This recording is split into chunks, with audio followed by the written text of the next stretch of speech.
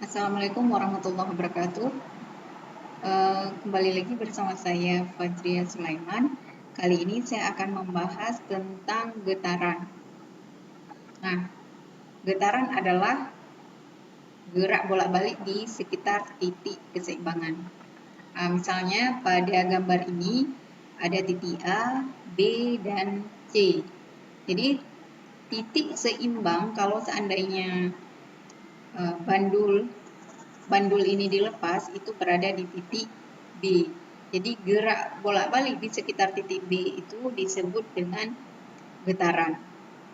Nah, cara menentukan bagaimana satu getaran itu terjadi adalah di mana posisi pertama dimulai, maka disitulah akan berakhir satu getaran. Contoh, untuk satu getaran jika dimulai dari titik A, maka satu getaran itu adalah dari A ke B, ke C, ke B lagi, kemudian kembali ke A. Nah, ini dinamakan dengan satu getaran. Kalau seandainya dimulai dari titik C, maka satu getaran itu adalah C, B, A, B, C. Kembali lagi ke titik awal. Ini dinamakan dengan satu getaran. Nah, seandainya dimulai dari titik A, untuk setengah getaran itu berarti sampai ke titik C. Ya, setengah getaran, maka A, B, ke C ini dinamakan dengan setengah getaran. Nah, untuk seperempat getaran itu lebih kecil lagi berarti. Ya, hanya dari A ke B saja.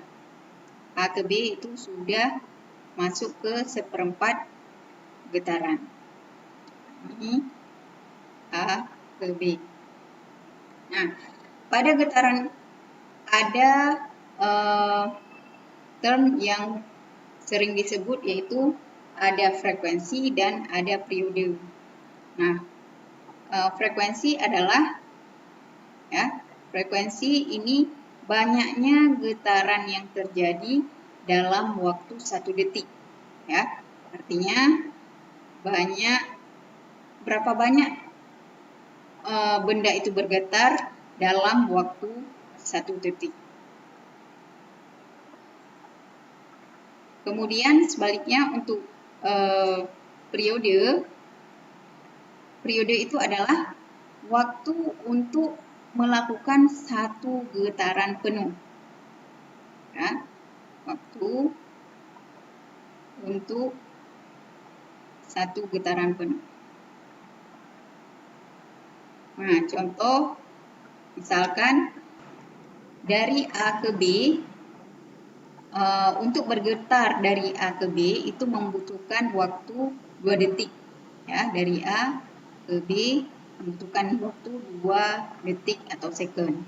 Nah, kita lihat sekarang dari A ke B itu ada berapa getaran. Nah, kalau misalnya ditinjau tadi, A ke B itu hanya 1/4 getaran. Ya, ini waktunya untuk A ke B itu 2 detik, sedangkan banyaknya getaran itu hanya 1/4 getaran. Nah, kalau untuk mencari periode atau waktu yang dibutuhkan untuk satu getaran penuh, T sama dengan T dibagi dengan N. Ya. Sebaliknya untuk frekuensi, F sama dengan N dibagi dengan T. Nah, saya masukkan T dibagi dengan N itu sama dengan 2 bagi 1/4 sama dengan 2 kali 4/1 sama dengan 8 second. Nah, ini waktu untuk satu getaran penuh. Sedangkan waktu untuk 1/4 getaran itu hanya 2 second. Nah, untuk mencari frekuensi tinggal dibalik saja. Getarannya itu ada 1/4 dibagi dengan 2 second. Maka 1/4 dikali dengan 1/2. Balik ya. Karena pembagian, maka 1/8 Hz. Nah, ini satuan untuk frekuensi itu Hz, sedangkan untuk periode itu second.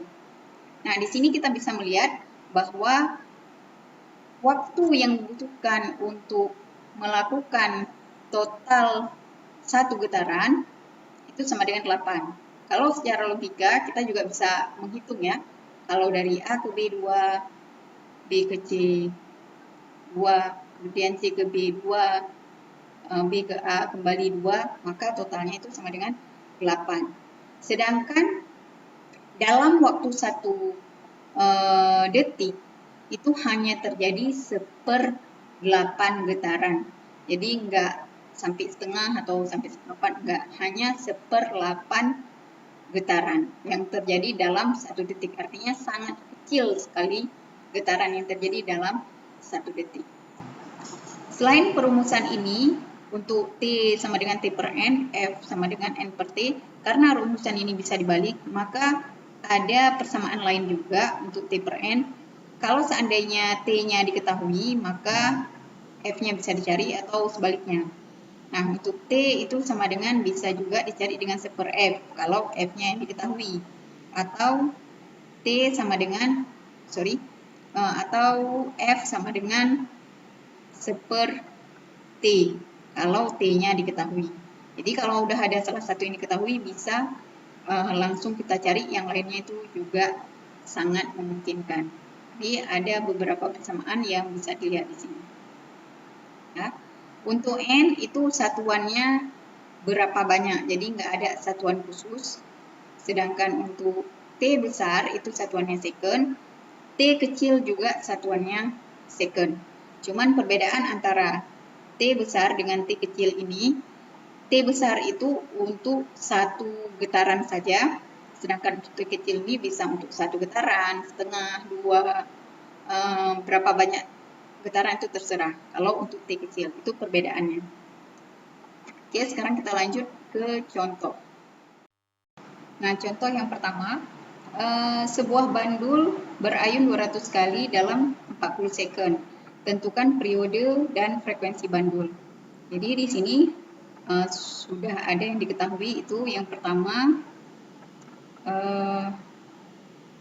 berayun 200 kali. Ini berarti banyak getarannya.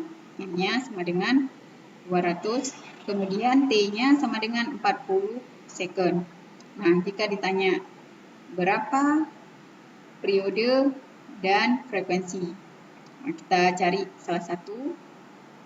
Jawab T sama dengan T per N. Nah, ingat supaya tidak terbalik, kalau yang ditanyakan T berarti T-nya yang harus ada di atas. Sedangkan kalau ditanyakan F itu berarti T-nya berada di bawah. Nah, ini sama dengan 40 per 200. Ya, maka hasilnya adalah 0,2 second. Nah, ini untuk periode. Sedangkan untuk frekuensi, kita bisa mencari pakai persamaan ini, N per T, atau bisa juga mencari pakai persamaan ini, 1/T. Nah, bisa juga, terserah mau pakai yang mana. Nah, kalau saya pakai yang ini aja, karena angkanya mudah, N 200 dibagi dengan 40, maka frekuensinya adalah 5 Hz. Nah, kalau saya cari pakai ini, sama juga 1/0,2. Ini juga hasilnya 5 Hz. Oke, kita lanjut ke contoh yang kedua. Nah, soal selanjutnya, dalam waktu 20 second terjadi 50 getaran. Berapa getaran yang terjadi dalam waktu 2 menit? Nah, di sini yang sudah diketahui adalah yang pertama itu ada waktunya. Nah, waktu ini T kecil, ya, bukan T besar, bukan periode.